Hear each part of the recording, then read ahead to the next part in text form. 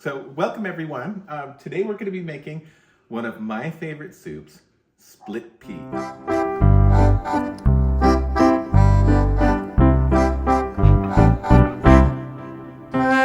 Like Anderson pea soup? Exactly like Anderson pea soup. So what I've done is I've looked at 100 different recipes for split pea soup. And my goal here is that I want to make a signature dish. But I want to start with the most basic recipe. Anderson's split pea soup just happens to be a very basic split pea soup. So we've got a few ingredients here. I got 1 cup each of diced onion, celery, and carrot. I've got split peas, and then I've got some seasoning. So every recipe I've found calls for different seasonings: parsley, sage, rosemary, and thyme, and such, in different amounts, and different spices and herbs, but they all call for about a tablespoon. I just happen to have a lot of curry powder, which my wife has pointed out to me several times, and I really like curry powder. So I'm going to be using a tablespoon of curry powder to season this with.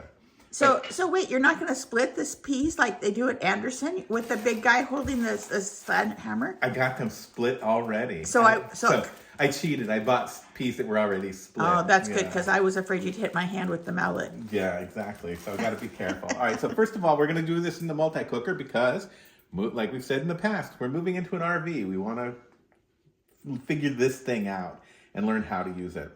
So I've got the multi-cooker on. I've got it on saute and high, which on our Magic Chef brand one, high is more for some reason. And I'm going to put in about 2 tablespoons of olive oil just to cover the bottom. And because I have a lot of veg here to saute. So that pouring spout gives exactly 2 tablespoons. Oh, does it? Well, then I should have kept going until That's it all stopped. right. Now it's too late. Now Now it's it's screwed up. It's reset. Right. Okay. So now I've got my mirepoix, which these 3 vegetables diced like this is called mirepoix in French cooking. I'm going to toss those in there. So you preheated this, that's why it's sizzling. Yeah, I already have it preheated. And I didn't hit a spoon after it.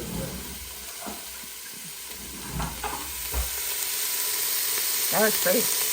Yeah. So I'm just going to give it a big stir. Now, as we pointed out before, the top of this doesn't get hot, so I can hold it. If I don't, then it just turns, and my veg doesn't turn at all. So, and I want to season these. So this is a lot, so I'm going to give it a good dose of salt. And we use Himalayan pink sea salt. Yeah, it's really hard to over salt with this because just a little bit comes out when you grind it. And this is going to be a lot. It's going to be 6 cups of water.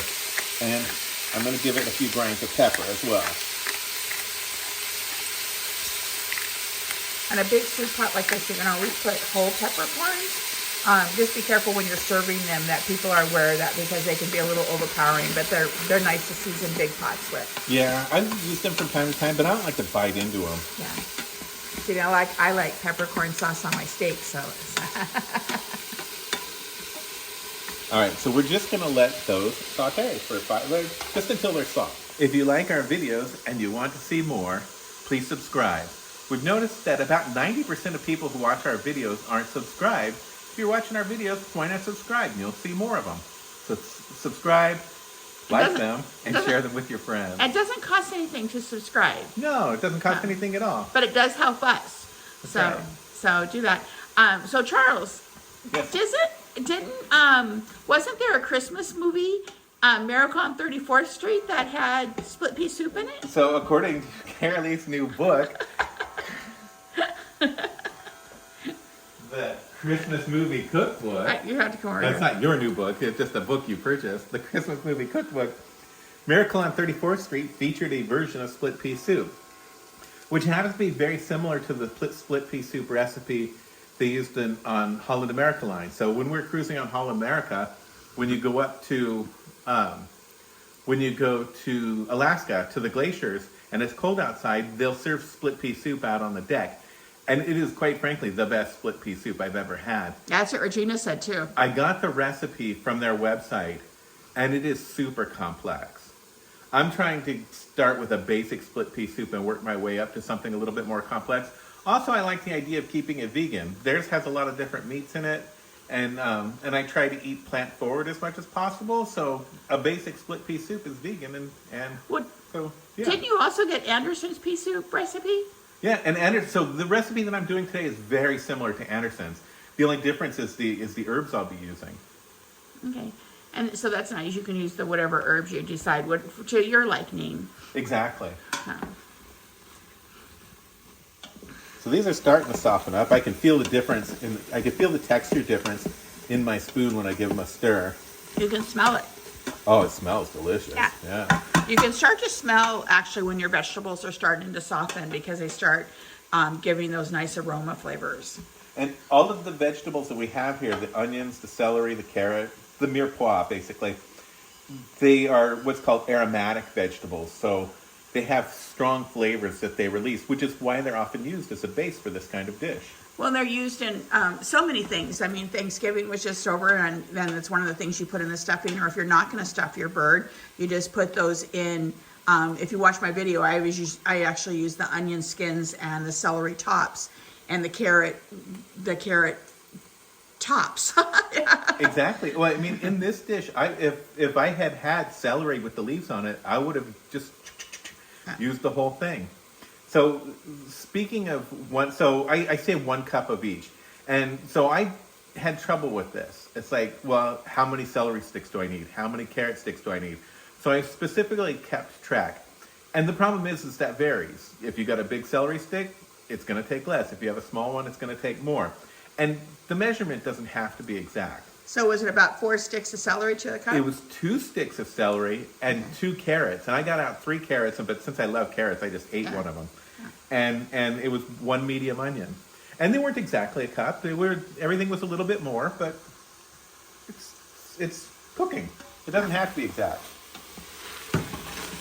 And just remember that depends on what you're cooking. Something like a soup, you can have more or less in, or you can even change up the vegetables. If you wanted something else in here, if you had some, sometimes you're cleaning out, often when you're making soups, you're cleaning out your refrigerator. So if you had a potato left over, you could throw in a potato in here. A potato and pea soup would be nice. Potato and pea soup is great. It adds a creamy texture to it. Another thing, this is the base in French cooking. But in Southern cooking, they use a similar base they call the Trinity, which the carrot is removed. I think it's the carrot comes out and it's replaced with bell pepper. And so if you want this to have a more Southern flavor, do that. I think it's colors. I think they removed the celery and add the bell pepper. Okay. Well, maybe I might be wrong. I don't know. I'll have to look it up. Yeah. I'll make sure and put a note. I don't do as much Southern cooking as I would like. And I would like to really learn Southern cooking. So this cookbook that I just bought, my daughter and I were in Kansas City for the Hallmark Holiday Extravaganza. Have you put any of those videos up yet, Charles? You haven't given any of them to me. Oh, okay. So these are really nice. I think page 48 is just go to any page, doesn't matter. Page 48. Guacamole stuffed eggs. Oh, that's not the right. Okay. Okay. So what it does here is it has a picture. And then it talks here about the movie. Oops, sorry, out of focus. There we go. About the movie and gives the year and it gives the recipe. So we're going to be doing a lot of things from here. In fact, at the last minute after Charles had this all prepared, I was like, wait, I think there's a movie that has split pea soup in it. That's right. Now, to make a signature dish, what I recommend, and I've done this in the past for other things, but not that extravagantly, is start with the most basic recipe you can find for that dish. Make the simplest version of it, and make sure you write the recipe down. I have the recipe for this written down in my book. Then taste it, try it. What would you change? What would you like to change? And then make modifications. But every time you make a modification, make sure you write the recipe down. And after you've done it a few times and you've got it to where it's so good that people are going to come over to the house and ask for, I want Charles split pea soup, then you know you've got your signature dish, and that's your recipe from that point forward, and people will always ask for it. So when he writes this in the book, leave a page or two so you can add your notes and add your recipes so they're together. Exactly. You don't want to start putting your next one on the next page. You want to leave a few pages so they're the cluster is together. Very similar to the way I make my what recipes I'm going to make for Christmas or Thanksgiving. I have different recipes that I make different when I have different main meat, and so they're all dated and grouped together. Okay, I've just turned this off. All of the vegetables are nice and soft now. I'm going to add my curry powder, and this would be the herbs that you choose to use. Oh God, that smells good. I just really love curry powder, and that's going to go in there because it's going to get in all the oil and spread throughout. All the water that's been released from the vegetable is going to mix with the powder and the herbs, and just kind of cook it. It'll coat each one of those vegetables. Right, and then so next we're just going to put in our split peas. Let me get you a scissor. Here, I can just tear it open. Then he's going to have split peas all over the floor. Yeah, that's right. They're going to fly all over. Okay, so I add the split peas next because, again, I want them to get coated with all of that goodness before I put in... Oops, a few of them got away. And Charles is from the New World where he doesn't look at his beans. That's right. Yeah, any rocks or anything in here will sink to the bottom. And I just want to get them coated with all those good juices. They very rarely have rocks anymore. Yeah. A lot of things are grown in greenhouses nowadays in sand, and they're not... They just have more stricter rules now. Yeah. To make sure foods are healthier than they used to. Okay. One of the things that I had difficult finding was a recipe that specified 1 pound of peas, because that's how they come. They come in a pound. Every recipe I found says 2 cups, or a lot of recipes. 1 pound of peas is 2 cups, but you know. All right. Now 6 cups or 1.5 quarts of water. Pour that over a little fork because it drips a little. Okay.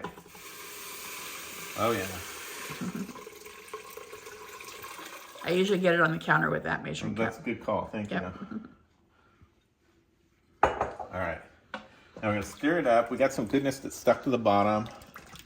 So I'm going to get that up.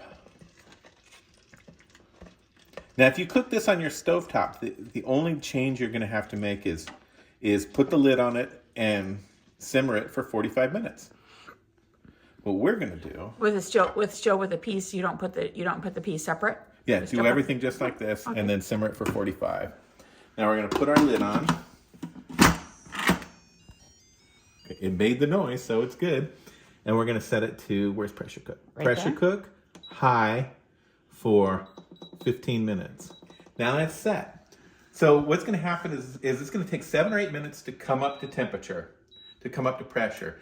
Then it's going to cook at pressure for 15 minutes, and it's going to turn itself off. I don't want to come back and release the pressure because it still needs to go a little bit. So we're going to let it do a natural release for at least 15 minutes, as much as 45. Doesn't really matter. I'm going to set a timer for 45 minutes because that gives me my build up, my cook time, and my release time all built into one timer. So you don't forget it. So I don't forget it. So something I just recently discovered about our one pot. Here, Charles, you can hold this if you want. Uh-oh. I missed a pea, and it's a whole pea because I got both halves. Oh, no. So one thing I just discovered about and this is the Magic Chef, so it's not the One Pot brand, and I found it by error, is I make that oatmeal. You guys have all seen that steel cut oatmeal recipe, which my mother loves, and so I make it for her every week and package it up for her. It will self-vent. So I thought it was continuing cooking because I was afraid because this keep warm button stays on. In the pressure cooker mode, the keep warm button is lit, but it lets the steam release naturally. So if you have a recipe that says put a towel over here because something might come out of the vents, you don't have to worry about that. And then you just come in and take the lid off. And so that's what Charles is talking about this time, is he's going to let it steam naturally or release naturally. And some people are going to say, oh, it's going to cook a little bit more. And it is going to cook a little bit more, but there's no difference than reheating it on the stove. It's going to make it just that much more magical. I thought I heard it go on, but not yet. No, that's the dishwasher that I bumped into while I was... Okay, we're back. So that was done with the pressure cooking 18 minutes ago, so it's now showing low 18, which is good. So it's done.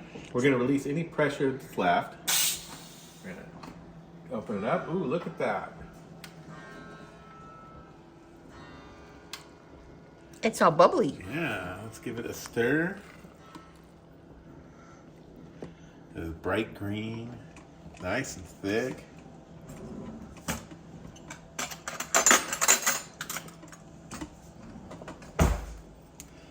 it a taste.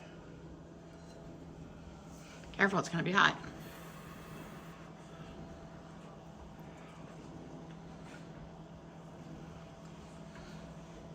That's a really good split pea soup.